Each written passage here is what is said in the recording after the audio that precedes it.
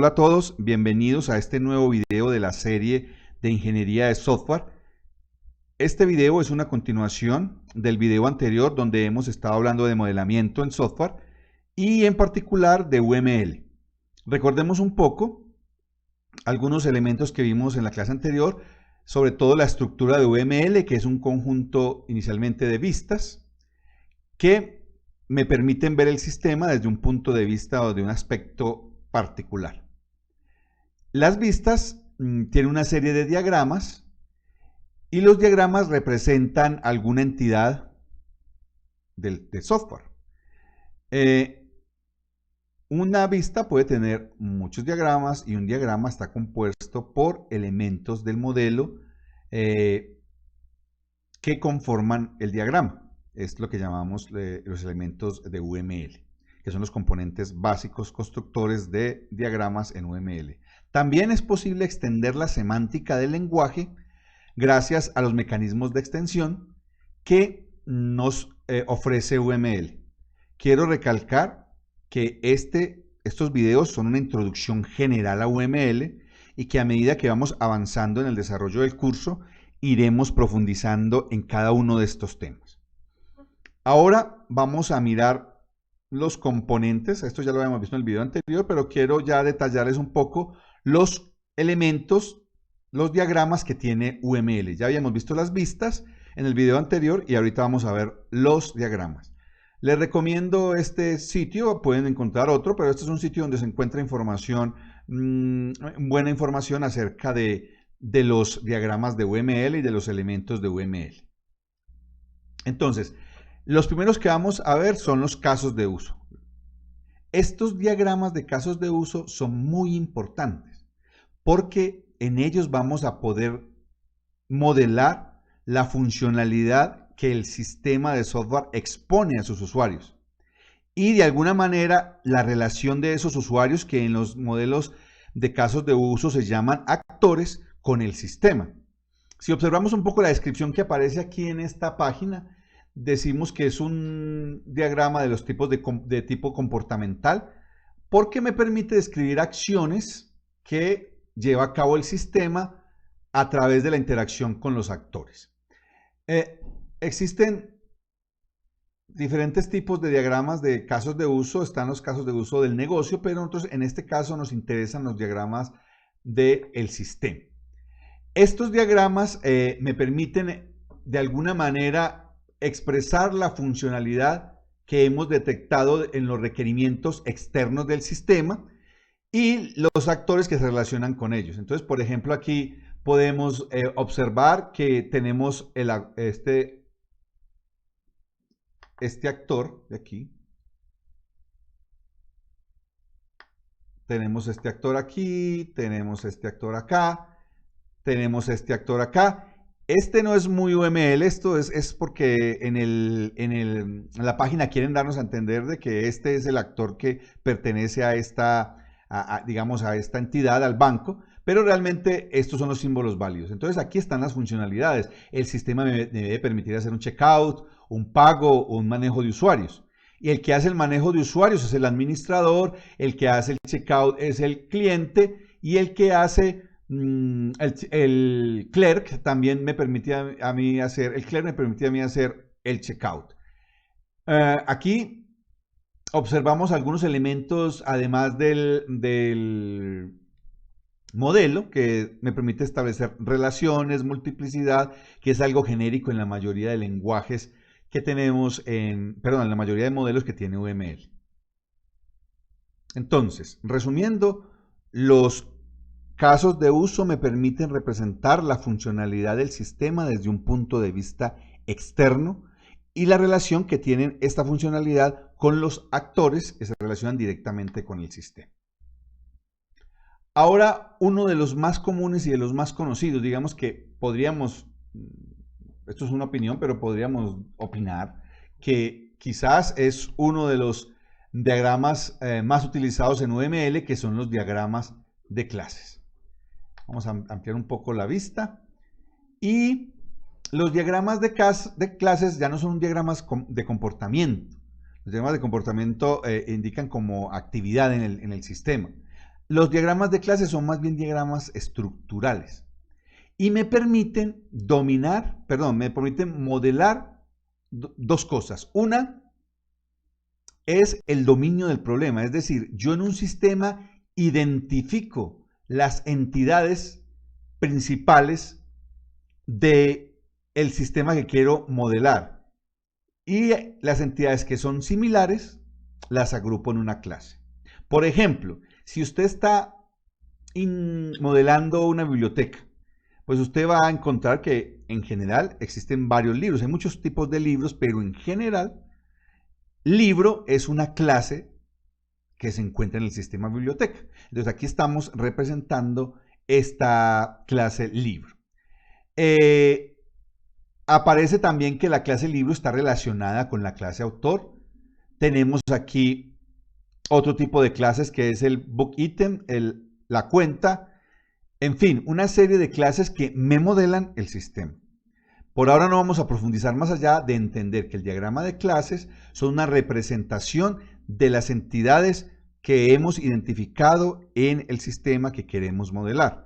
Esas entidades agrupan esas clases agrupan una serie de entidades de elementos del mundo real y son como una plantilla que tiene la información que me interesa a mí de esos elementos. Por ejemplo, en este caso, decimos que un autor nos interesa su nombre y la biografía.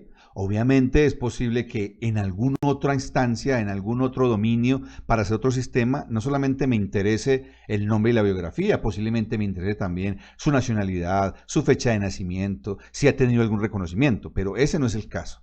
Recordemos un principio del modelamiento y es la abstracción. Solo ponemos aquellos atributos que nos son importantes en el modelo que queremos hacer, en el sistema que queremos modelar.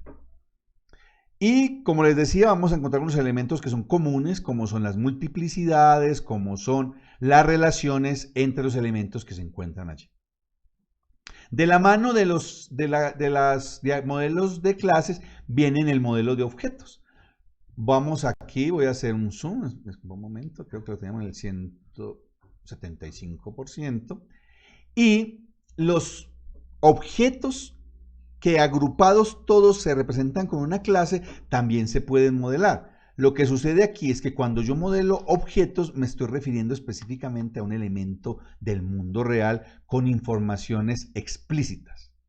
Por ejemplo, en esta clase, que el nombre real es, digamos, el nombre que me interesa es Login Controller, estamos diciendo que tiene un atributo, tiene un elemento que es el límite de intentos y estamos diciendo que fue 5. Mire, aquí no lo estamos dejando general, sino que estamos diciendo que para este objeto es 5 y que el tiempo de bloqueo es de 30 y que la URL es esta que aparece ahí y de login, el logout es la que aparece acá. Estamos especificando en ya un objeto en particular. Una manera muy técnica de darle nombre a los objetos son el nombre de instancias. O sea, aquí tenemos una instancia de las clases. Es decir, por ejemplo, aquí tenemos el User Manager.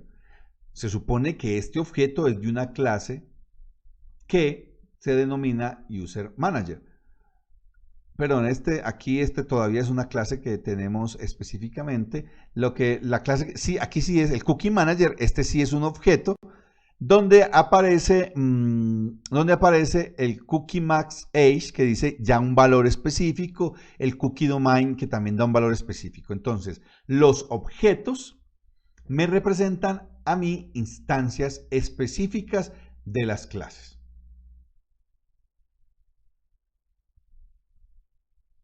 Aquí, como para aclarar un poco el error que cometí ahorita, es una interfase que ya miraremos a qué hace referencia cuando lleguemos al tema.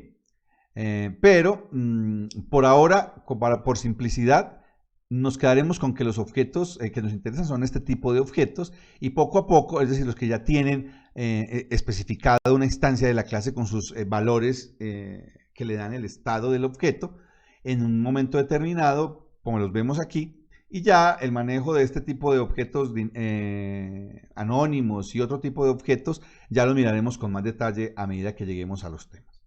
Otro diagrama muy importante es el diagrama de componentes. De nuevo, aquí le ampliamos un poco nuestra pantalla. Y los diagramas de componentes se utilizan mucho ya desde un punto de vista arquitectónico, porque aquí yo ya puedo empezar a agrupar elementos, a agrupar clases, a agrupar interfaces dentro de mi aplicación. Aquí tenemos un típico diagrama de componentes, donde a su vez internamente también tiene componentes y podemos observar la comunicación entre un componente y otro. Es posible, como en este caso, que este subsistema Web Store esté diseñado para funcionar en un servidor y este warehouse esté diseñado para funcionar en otro servidor y que la forma de compartir o comunicarse sea la que estamos definiendo aquí, que son interfaces. Por ahora podemos resumir que estos componentes establecen una visión muy arquitectónica del sistema y que me permiten en general modelar componentes lógicos y componentes físicos del sistema que quiero representar, componentes de modelo de negocio desarrollados y también componentes muy técnicos como los que vemos aquí, como componentes.NET, los Java Beans, etcétera, que me permiten a mí extender el desarrollo y que no tengo que pensar en volverlos a desarrollar. Los componentes me dan a mí una excelente característica del software, que es la reutilización y de software y poder hacer o extender las funcionalidades basados en componentes que ya existen. Este incluso es un gran mercado de software, uno puede comprar componentes o hay componentes open source que le ayudan a uno en el trabajo del desarrollo de software. Por ejemplo, existen componentes para la lectura de código de barras, existen componentes para el manejo de sensores, existen componentes para el manejo de rutas, de mapas, etcétera, que yo no tengo que desarrollar, sino que ellos me establecen a mí cómo hago para utilizarlos a través de ciertas interfaces y yo los utilizo. Pero uno también cuando programa puede tener obviamente sus propios componentes. De nuevo, y perdones que insista tanto en esto, estamos dando una visión general, casi que dando unas pequeñas gotitas de cada uno de los diagramas que tenemos aquí, pero posteriormente sí los detallaremos a medida que los vamos utilizando en las diferentes etapas de desarrollo de nuestro proyecto.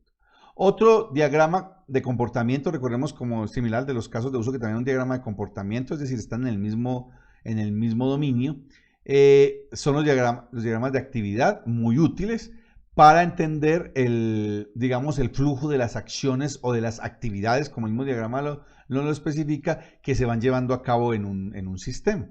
Es una especie de algoritmo gráfico de alto nivel. Entonces aquí podemos observar, por ejemplo, si volvemos a la metáfora del algoritmo, que este círculo negro sería como el inicio y este que tenemos aquí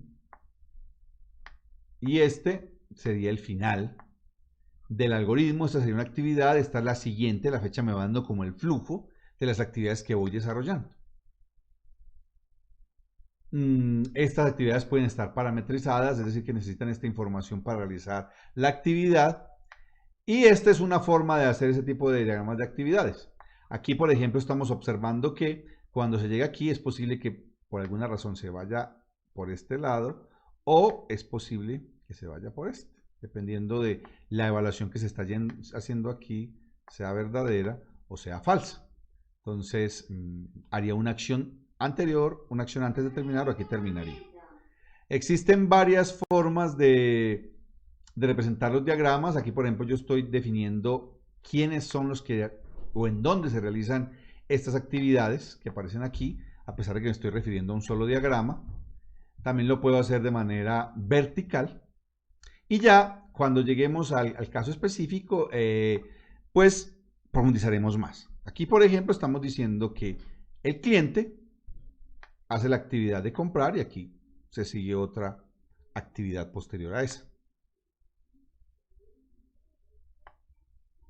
Bueno, continuamos ahora con los diagramas de estado, que son diagramas también de comportamiento. No significa que cada que modelemos tenemos que hacer todos estos diagramas. Esto es como un repositorio de diagramas que yo puedo utilizar dependiendo de las necesidades específicas que tengamos en lo que deseemos modelar. Entonces, supongamos que esto es como la caja de herramientas. Tú tienes que modelar algo, pues abres la caja de herramientas y miras entre este inventario que tienes de diagramas, cuál es el que más se adecua a lo que deseas hacer. Nuestra función ahorita, nuestro objetivo ahorita es darle un vistazo a vuelo de pájaro de estos diagramas, pero a medida que vamos, de nuevo repito, desarrollando actividades, pues lo iremos profundizando un poco más. Los objetos en un sistema cambian de estado. Es decir, el valor de los atributos que tiene el objeto pueden cambiar. Por ejemplo, si yo tengo un objeto que dice que está activo, en el estado activo, es posible que por alguna lógica del sistema, alguna lógica que exista en el sistema de software que tengo, de algún momento a otro está inactivo. Entonces ese es el estado en el que se encuentra. Son muy útiles estos tipos de diagramas comportamentales cuando deseo entender ese tipo de comportamientos. Por ejemplo, aquí me está diciendo que me está modelando un cajero y que ese cajero puede estar activo o puede estar fuera de servicio, puede estar en alguno de estos estados que estamos definiendo aquí, dependiendo de cierta acción que se está llevando a cabo. Van a ser, por ejemplo, este está esperando por una entrada de usuario, es un objeto que simplemente está en estado de espera, por ejemplo.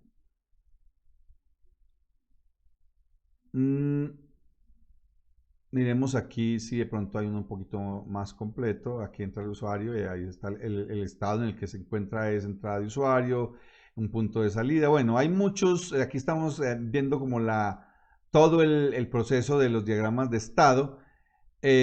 No son los iguales, o sea, hay símbolos muy similares a los diagramas de actividad, pero aquí estamos hablando son los estados por los que pasa un objeto en el sistema. Supongamos, vámonos desde otro punto de vista, cuando esto se lleva un carro de estos digamos un automóvil, a lavar en estos lavaderos automáticos. El estado es que está sucio, después el mismo carro se empieza a enjabonar, está en estado después se empieza digamos, a limpiar, después empieza a enjuagar, después empieza el estado a secar. Entonces yo pudiera tener que el objeto carro va pasando por todos estos estados dependiendo de ciertas condiciones. Cuando yo necesite hacer esto, pues es que utilizo o me sea necesario modelar este tipo de comportamiento en un sistema, pues ahí es donde yo lo necesito utilizar y me es muy útil ese tipo de modelos. Es muy similar o viene de los diagramas de estado de las matemáticas discretas y el comportamiento es igual. Recordemos, de pronto en compiladores se ve mucho esto en diagramas de estos autómatas que cambian de estado dependiendo de una entrada y una cadena. Estamos hablando de conceptos en general similares. Uno que también vamos a utilizar mucho para darle otra visión a estos diagramas son los diagramas de secuencia. Los diagramas de secuencia son diagramas de interacción donde puedo definir las relaciones y la interacción entre los diferentes objetos del sistema. Lo veremos con más calma, pero los objetos en un software orientado a objetos pues comparten mensajes. Entonces cada uno de estos mensajes que me llega aquí, digamos aquí tengo un objeto que tengo una clase y aquí me está diciendo que esta clase le llega un mensaje para que valide algo y eso hace que empiece, digamos, este objeto a realizar. Este validate sería como un método en esta clase y le está diciendo a este otro que también valide y este está creando algo aquí. Cada uno de estos es una clase y está mostrándome como la línea de la interacción. Esta es otra forma también, digamos que desde el punto de vista de diseño, de ver un algoritmo. En el cual yo estoy no mirando el comportamiento interno, código de los métodos, sino el comportamiento que están teniendo todos los objetos para realizar alguna acción. Todos mis objetos del sistema, la interacción que ellos están teniendo para realizar alguna acción. Por último, Y muy importante además son los diagramas de despliegue. Estos también son muy útiles porque me van diciendo cómo va a quedar la arquitectura del sistema una vez se instale o se despliegue en las máquinas, en los servidores del sistema que yo quiero utilizar. Entonces aquí, por ejemplo, pueden aparecer cosas como las librerías que yo estoy utilizando, este UAR de que está, en donde, o sea, qué tiene este UAR internamente. Ya es una descripción de de las herramientas y componentes que yo quiero utilizar. Por ejemplo, aquí estoy diciendo que estos elementos, esos componentes se encuentran en el servidor, se encuentran en un servidor Spark Server, y aquí están definiendo que estas son como las entidades, user, order, inventario, perdón, y aquí también le está diciendo los wars que necesito, los puntos jars, los componentes, en fin, todo lo que yo necesitaría, digamos, para poder poner a desplegar un sistema software en las máquinas donde va a funcionar. Son los diagramas de despliegue. También hay varias clases y los miraremos. Entonces, mi consejo es que lean estos diagramas, nuevamente está la dirección ahí, que le den una visión general y que tengan al menos que sepan identificar un tipo de diagrama de otro diagrama. Ya la profundización de cada uno de estos diagramas los veremos en las prácticas y obviamente en algunos otros videos de aquí que serán específicos para cada uno de ellos para aprender a manejarlos. Muchas gracias por su atención y nos vemos en el próximo video.